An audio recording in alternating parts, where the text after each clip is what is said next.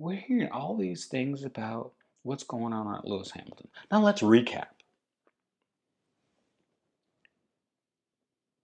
They at Ferrari are still harboring, and I'm talking about the people who work at Ferrari. I'm talking about the mechanics. I'm talking about the engineers. I'm talking about the people, the secretary, the day-to-day people who work at Ferrari. They're still mad that Carlos Sainz is gone. A lot of them. They love Carlos. Carlos was Ferrari. Him and Charles made a good pairing because they're the ones that stayed late. They're the ones that signed all the autographs. They'll stay late after the race. They'll stay after a meeting when people are lined up at Maranello and sign. There's a story that Charles was going into a meeting at Maranello and there's a bunch of fans waiting outside. Charles, Charles, Charles, waiting for autographs. And he said, I'm going into a meeting, but when I come out, I'll sign autographs. So he went into the meeting.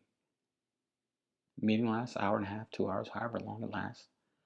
And he came out and he stayed for another hour signing autographs. Now, let's be honest, Lewis, he ain't doing that. Lewis does not do that. He's coming in, he's doing what he has to do, and he's leaving.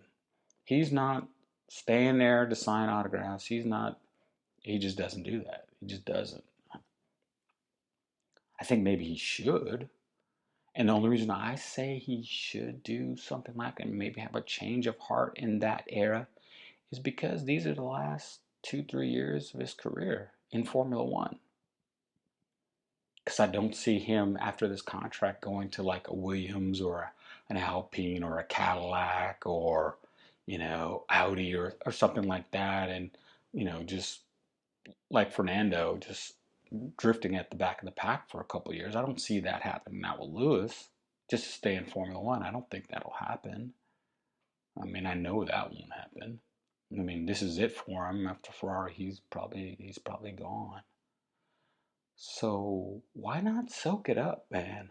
I mean, why not take the time to just sit there and soak it in and sign all these autographs? I know he's kind of an introvert. He doesn't really, he doesn't like that type of thing, but why not? And another thing, I thought him and Charles were like supposed to be good friends. I thought I was gonna hear like some music come out by them, because Charles plays music and Lewis likes music and Lewis plays music. I thought they were gonna, get some pairing of music going on, and they both got dogs. I thought we'd see like them on boats and yachts like we used to see with Valtteri and them hanging out. And we don't see that.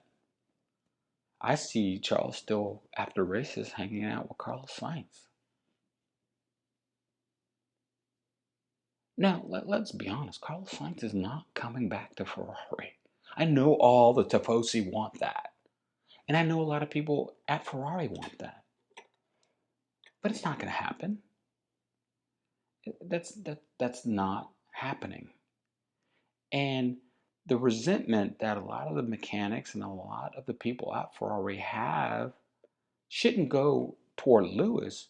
It's John Elkington's fault. It's his fault. He's the one who 48 hours before Carlos was signing the contract, pivoted and said Lewis is coming to the team and made Fred go out and be the hatchet man. That's why Carlos got the Ferrari. That's why Carlos Sr. got to drive the Ferrari. That was all Fred. So why take your disdain for John Elkington, who's the CEO, and put it on Lewis? It's not Lewis's fault.